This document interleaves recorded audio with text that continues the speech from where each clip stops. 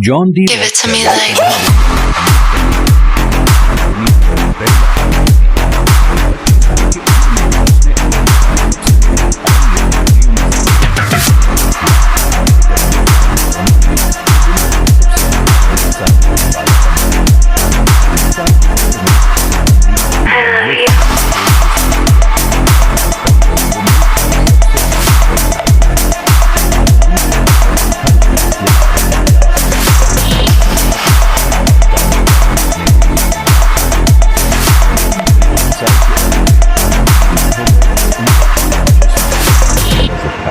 اور اس کے سارے بال جھڑ گئے۔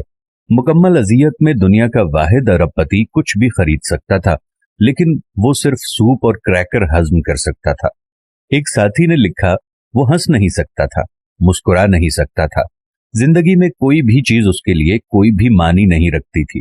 اس کے ذاتی انتہائی ماہر ڈاکٹروں نے یہ پیشن گوئی کی تھی کہ وہ 1 سال کے اندر اندر مر جائے گا۔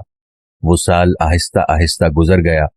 جب وہ موت کے قریب پہنچا تو وہ ایک صبح اس مبہم احساس کے ساتھ بیدار ہوا کہ وہ اپنی دولت میں سے کچھ بھی اپنے ساتھ اگلے جہان میں لے کر جانے کے قابل نہیں ہے۔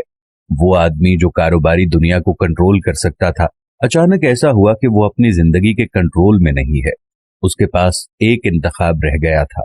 اس نے اپنے اٹرنی، اکاؤنٹنٹ اور مینیجر کو بلایا اور اعلان کیا کہ وہ اپنے اثاثوں کو ہسپتالوں، تحقیقاتی اداروں اور خیراتی کاموں میں منتقل کرنا چاہتا ہے۔ جان ڈی راک فیلر نے اپنی فاؤنڈیشن قائم کی۔ یہ نئی سمت بالآخر پینسلین کی دریافت کا باعث بنی، ملیریا، تپ دق اور خناق کے علاج کے باعث بنی، لیکن شاید راک فیلر کی کہانی کا سب سے حیرت انگیز حصہ یہ ہے کہ جس لمحے اس نے اپنی کمائی ہوئی تمام چیزوں کا ایک حصہ واپس دینا شروع کیا، اس کے جسم کی کیمسٹری میں اس قدر نمایاں تبدیلی آتی چلی گئی کہ وہ بہتر سے بہترین ہوتا چلا گیا۔ ایک وقت کے ایسا لگتا تھا کہ وہ 53 سال کی عمر میں مر جائے گا، لیکن وہ 98 سال کی عمر تک زندہ رہا۔ مال خیرات کرنے سے وہ تندرست ہو گیا۔ گویا یہ خیرات نام کی چیز بھی ایک طریقہ علاج ہے، اسے بھی آزما کر دیکھ لیجئے۔ اپنی موت سے پہلے اس نے اپنی ڈائری میں لکھا کہ سپریم انرجی نے مجھے یہ سکھایا ہے کہ سب کچھ اس کا ہے اور میں اس کی خواہشات کی تکمیل کے لیے صرف ایک چینل ہوں۔ میری زندگی ایک طویل خوشگوار چھڑی ہے۔ میں نے پریشانی کو راستے میں چھوڑ دیا۔ اب میں تھا اور میرا خدا تھا۔ میرے لیے ہر دن اچھا تھا۔ دنیا میں ہر چیز اور ہر بات کا حرف آخر صرف اور صرف خدا تعالی کی ذات ہے۔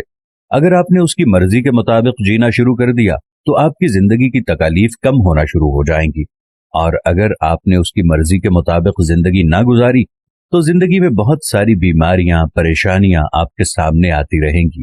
دنیا میں آپ دولت مند تو ہو سکتے ہیں، لیکن پرسکون نہیں ہو سکتے۔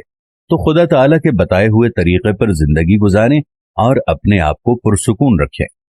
میں اپنے دیکھنے والے دوستوں سے یہ گزارش کرتا ہوں کہ ایک دفعہ آپ سب اپنی زندگی کی طرف نظر دوڑائیں اور اپنی زندگی کو اللہ کی راہ کی طرف لے آئیں۔ دیکھ لیجئے گا کتنا سکون ملے گا۔